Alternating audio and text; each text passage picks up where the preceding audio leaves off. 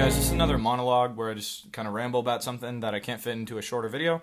Today I wanted to talk about indigenous languages and the term indigenous and all the pros and cons with that term. I use it a lot. I think there's definitely a time and place to use it, and sometimes people point out in my videos that it gets kind of confusing in certain contexts, and so that's kind of something I want to address because it makes sense in our modern times a lot, but when you try to apply the term indigenous to a historical context, it gets a little muddy or just confusing. It's always hard to put yourself in historical cultures and people's shoes. So something I want to talk about. In general, with this podcast, I'm going to continue having conversations. I've got some cool ones lined up, but also wanted to do monologues. Especially, this is something I've been thinking about for a while, and I kind of finally just organized my thoughts a little bit more.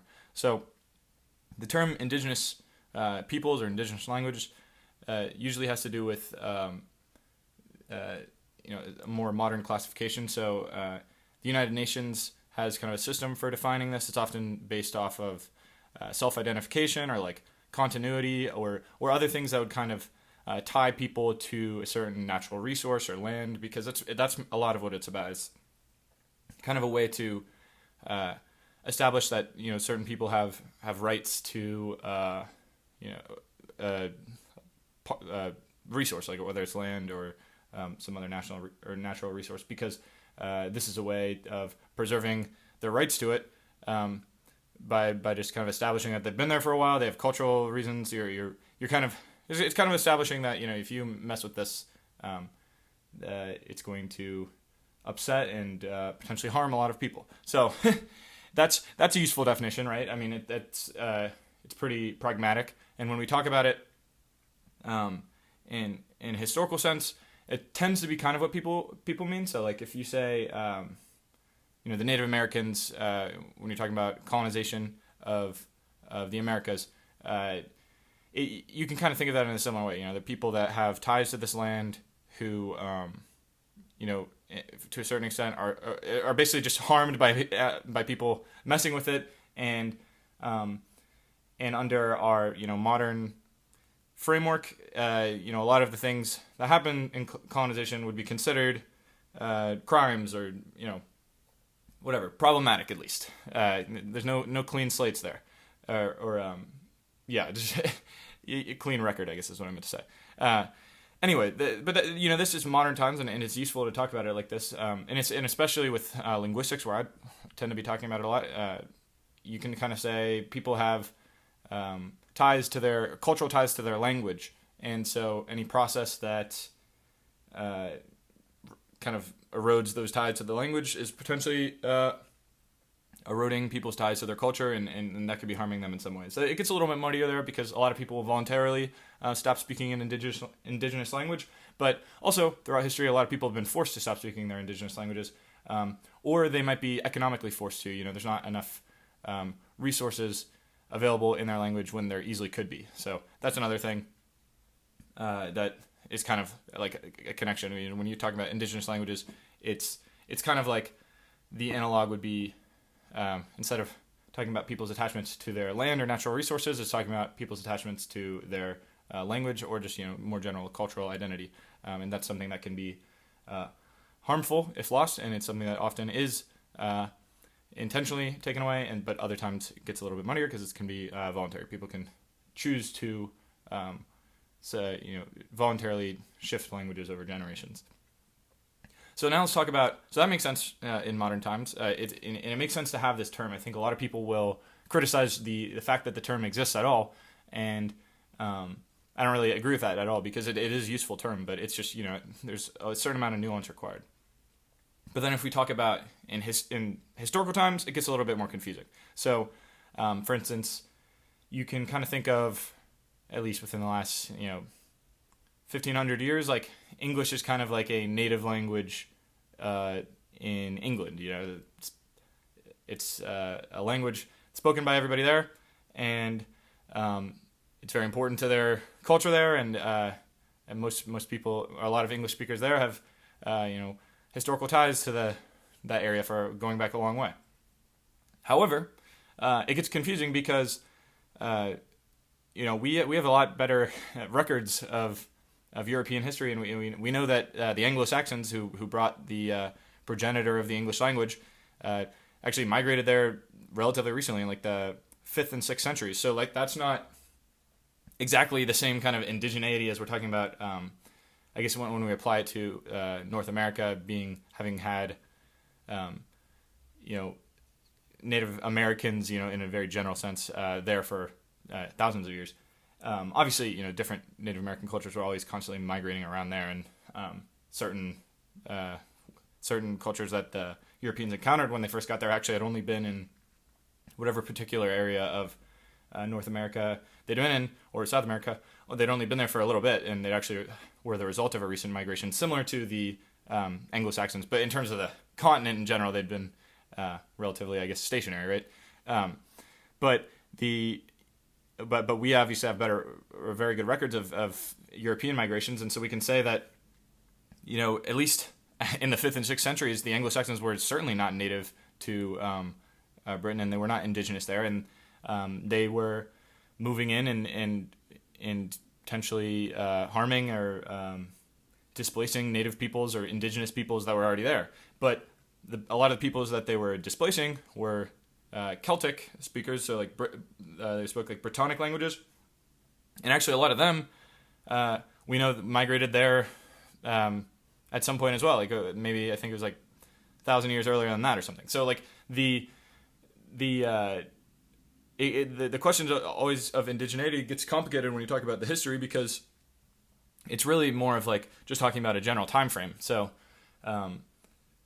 you could say it's sometimes it's better to just say like modern British people might be sort of indigenous to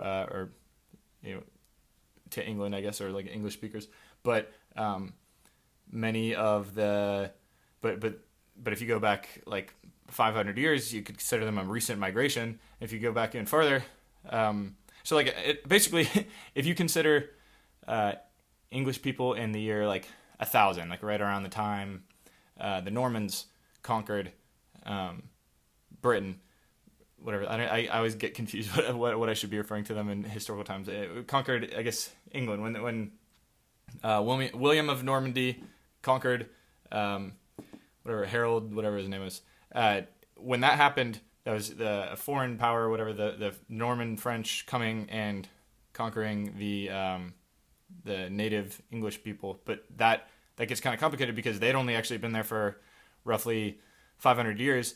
And if you apply that logic and say they were indigenous at that time, then that makes like modern Americans that are of like Anglo descent, it would make them like indigenous to the Americas. So it's like, it's complicated, and it's worth addressing that it's complicated, because obviously the way the term is used today has a certain kind of legal or moral association, and when you try to undermine the definition, it definitely becomes problematic. But when you go in the past, you kind of have to at least add some asterisks to the definition. So that's something I've thought about a lot because I don't know, I think people will use these historical migrations and stuff to as kind of like political motives, and it can lead to just really bad ideas, and it also just kind of like inconsistent frameworks. And so I think personally, to me, it's important to establish what indigeneity is, because I use that term a lot, and I want to make sure that people know what I mean when I use it. But anyway, you can always establish a time frame. You can always say, all right, 500 years is about enough to be indigenous, or like 1,000 years is enough to be indigenous. But there's always just going to be weird exceptions to that. So it's better to just kind of think about it in terms of relative indigeneity. Like if I don't know, you could even think of it in like a kind of funny terms. Like if everybody from like California moved to Nevada or something for whatever reason, you could kind of call the Nevada people more indigenous to Nevada than the California people are. I mean, I think you could even use the word indigenous without even like that much many asterisks. I think it would just make sense. I don't know. Like I would get what people mean when they said that. But But then you could also refer to, whatever, European Nevadans being less indigenous than the Native Americans that were there before, and all that. And you could refer to certain Native American tribes as being less indigenous to the area they're in than other Native American tribes. So, for instance, like a lot of, I think like the Aztecan languages were actually the result of a relatively modern or recent migration south from like basically what is now the United States into what is now Mexico.